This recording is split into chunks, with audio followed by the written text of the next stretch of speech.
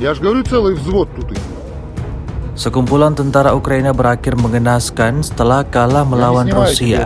Terbukti dalam sebuah video yang ramai beredar di media sosial Telegram pada Rabu 22 Mei 2024. Di wilayah yang tidak disebutkan namanya dalam narasi unggahan, tampak ada banyak mayat-mayat tentara Ukraina berhamburan di sana. Naasnya, sebagian dari mayat tersebut berakhir dalam kondisi yang sangat mengenaskan, di mana terdapat mayat yang terpisah antara kepala dan bagian tubuh lainnya.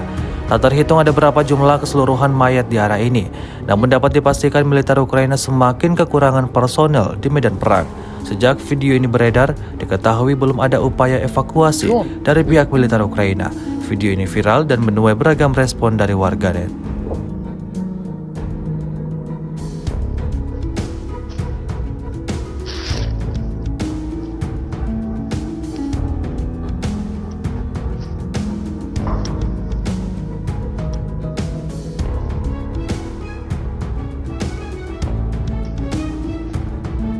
Download Tribun X sekarang, menghadirkan lokal menjadi Indonesia.